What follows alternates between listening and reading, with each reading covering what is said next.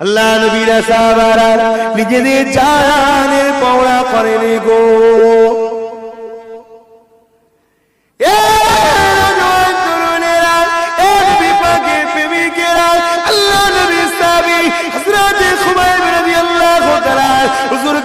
মক্কা কাফেররা বন্দী করে নিল, হুজুরকে বন্দী করে নিয়ে হুজুরের উপরে অত্যাচার করতে লেগেছে। কি অত্যাচার করতে লেগেছে?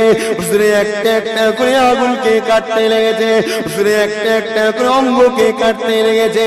এইভাবে যখন কাটতে লেগেছে, হযরত খুবাইব রাদিয়াল্লাহু তাআলা হুজুরকে মক্কা কাফেররা বলেছিল, এ খুবাইব রে, তোমাকে ছেড়ে দেওয়া হবে, আর তোমার জায়গাতে মুহাম্মদ রাসূল মুস্তাফাকে এনে দেওয়া হবে।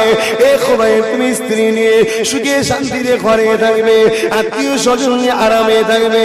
এ খুবাইব, তুমি কি চাও না তোমার জায়গাতে নবী মুহাম্মদ মুস্তাফাকে এনে দেওয়া? হযরত খুবাইব বলেছিল, এই হতভাগা বেঈমান কাফেররা শুনে কেঁদে, আল্লাহ নবী দিন দুনিয়ার বাদশা হাবিবুল্লাহকে আমরা এত ভালোবাসি, তোরা আমাদের সওদা করতে পারবি না, আমরা আমাদের জান দিতে পারবো, নবী দিনকে কখনো বিক্রি করতে পারবো না।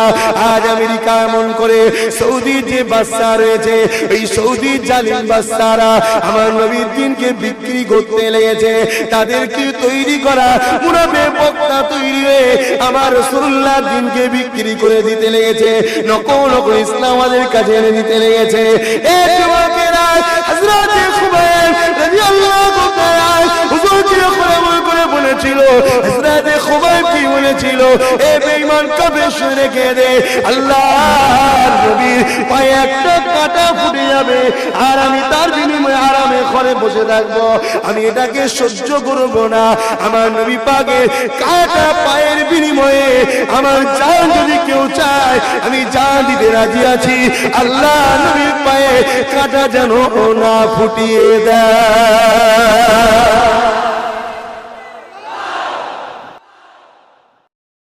আল্লাহ নবী মিলাদে দিনে কি লাভ হয়? وقال ابو بكر الصديق من انفق درهما على قراءة مولود النبي صلى الله عليه وسلم كان رفيق بالجنة। আমি আবু বকর জানিয়ে দিই, এ আবু বকর ডাকুন আবু বকর, যার সম্বন্ধে আল্লাহ নবী বলেছিলেন, এ আমার সাহাবারা, আমার আবু বকর দুনিয়ার জমিনেতে আমি মুহাম্মাদের সর্বসময় সাথ দিয়েছিল, আখিরাতের জমিনে মঞ্জিলেতে আমি মুহাম্মদ আবু বকরের সর্বসময় সাথ দেব। আমার সাহাবারা, আমি মার ইন্তেকালের পরেতে আমার আবু বকরকে আমার পাশেতে দাফন কাফনটা করে দেবে। এই যুবকের আব্বারা, হযরত আবু বকর যখন ইন্তেকাল হয়ে যায়, হযরত আবু বকর নবী যখন চলে যায়, হযরত আবু বকর আমার সাহাবাদের বলেছিলেন, এ আমার সাহাবা ভাইরা, আল্লাহ নবী জানিয়ে দিয়েছে আমার ইন্তেকালের পরেতে আল্লাহ নবীর পাশে দাফনটা করতে বলেছে। আমি আবু বকর তোমাদেরকে জানিয়ে দিই, আমি ইন্তেকালের পরে আমার লাশকে নিয়ে যে আল্লাহ নবীর রওজার সামনে রাখবে, ওই দিনে যার একবার আল্লাহ নবীকে জিজ্ঞাসা করবে, ইয়া রাসূলুল্লাহ হাবিবাল্লাহ, আপনার আবু বকরকে কি আপনার পাশে দাফনটা করব? ওই দিনে যদি আল্লাহ নবী বলে দেয় দিতে, তবে আমার লাশকে আল্লাহ নবীর পাশে দাফনটা করে দেবে।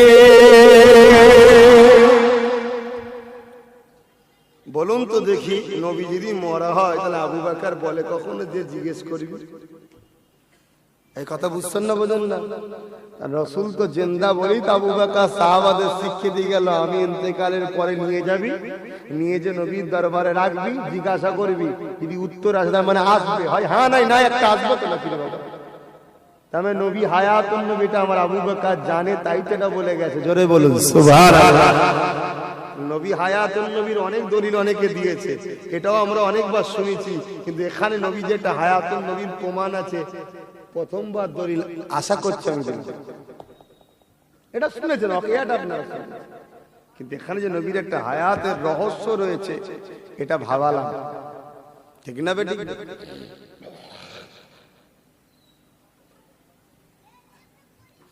মুসলমানের ছেলে মেয়েরা, আপনারা তরুণেরা, এ আবু বকর ডাকুন আবু বকর। আল্লাহ নবী সাহাবী আবু বকর যখন ইন্তেকালটা হয়ে যায়,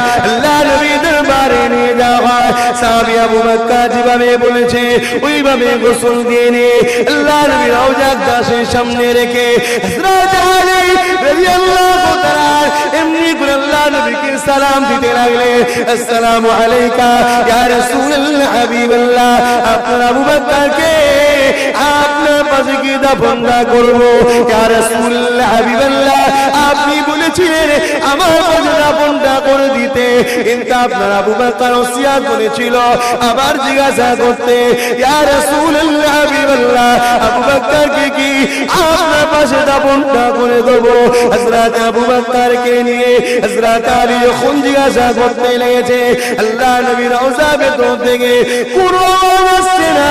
হযরত আলী বলতে লেগেছে, বড় টেনশনে পড়ে গেল, আমার ভাই কি কিছু ভুল করে ফেললো নাকি? আবার জিজ্ঞাসা করতে লেগেছে, কোনো উত্তর আসতে লেগেছে না। তিনবার যখন সালাম দিয়ে জানতে চায়, আল্লাহ নবী রওজা গাছের ভেতর থেকে আল্লাহ নবী জবাবটা দিয়ে না। আল্লাহ নবী হায়াতুন নবী গো, আল্লাহ নবী জিন্দা নবী গো।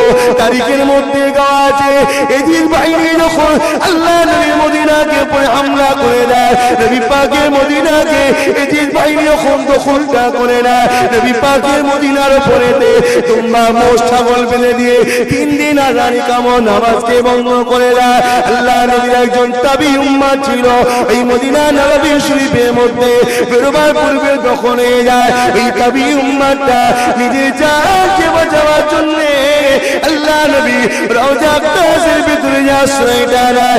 এই তাবি উম্মাতটা বলতে লেগেছে, আমি যখন বেরিয়ে এসেছিলাম অবাক হয়ে গেলাম, মদিনা নববীতে 3 দিন আযান ইকামত নামাজ বন্ধ করে দিয়েছে, কিন্তু প্রতিটা ওয়াক্তে টাইমে আল্লাহ নবী রওজা গাছের ভিতর থেকে আযান ইকামত নামাজের আওয়াজ আসতো।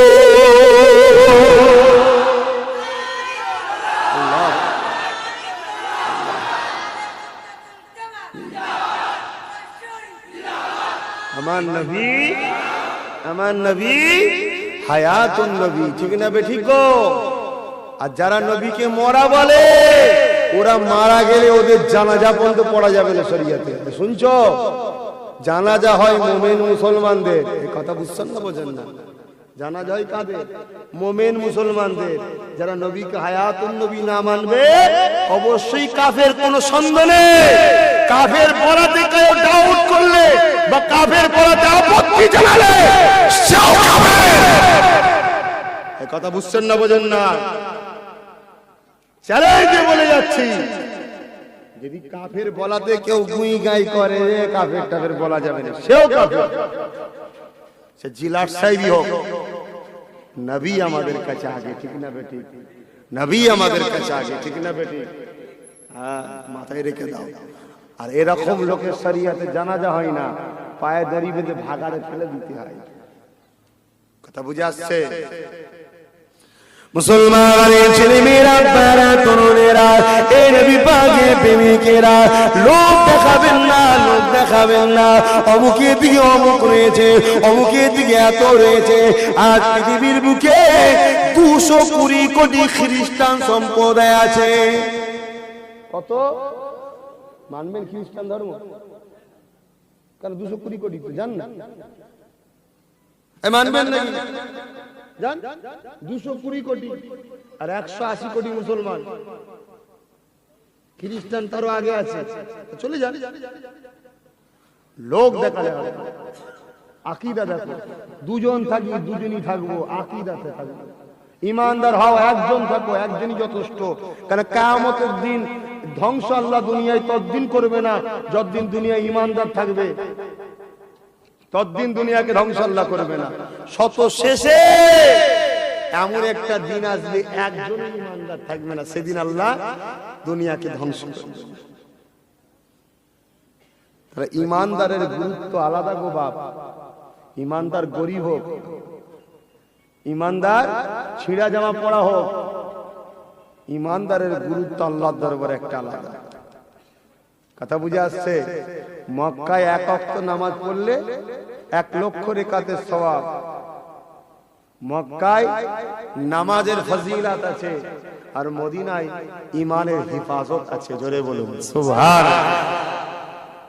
শুধু মক্কার কথাটা বলবে 1 লক্ষ নেকার সওয়াব, মদিনারটাকে বলবে।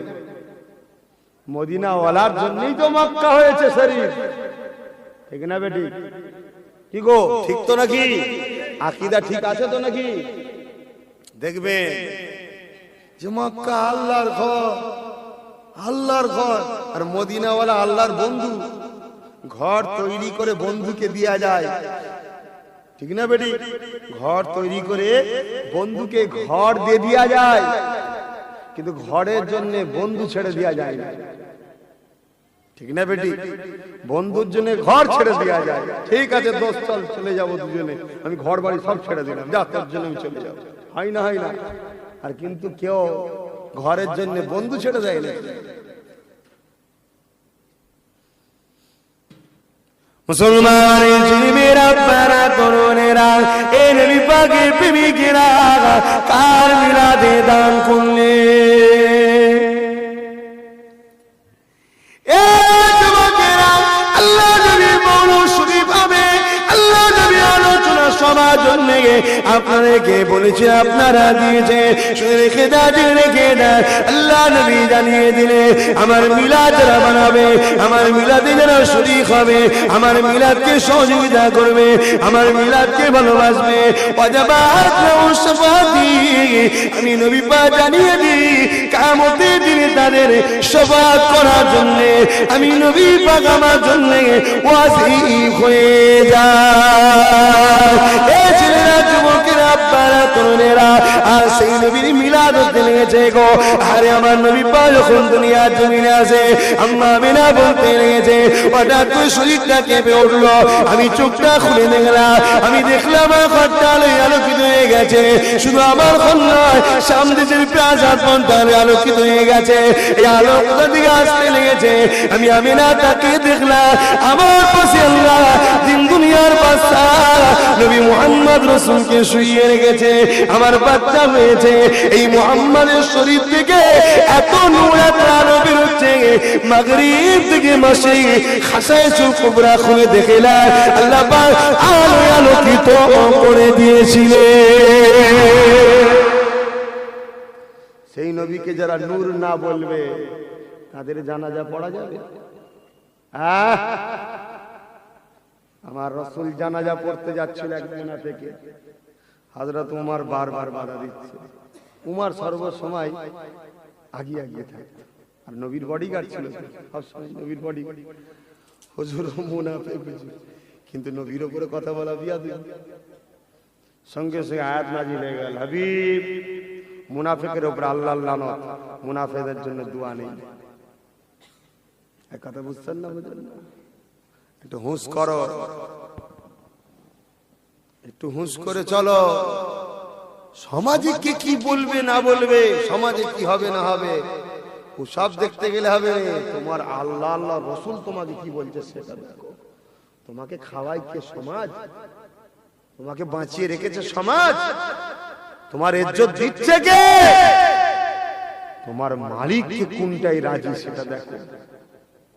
মালিককে খুশি করো, মালিককে রাজি করো। ইজ্জত দেনে ওয়ালা মালিক, ইজ্জত দেনে ওয়ালা হলেন না। অতএব সেই মালিক যাতে খুশি, সেই মালিকের পক্ষে যারা, তাদের দিকে থাকো। আর মালিকের পক্ষে যারা হবে তাদেরকে আগে নবী মুহাম্মদ রাসূলের পক্ষপাত দেখাতে হবে। জোরে বলুন সুবহানাল্লাহ।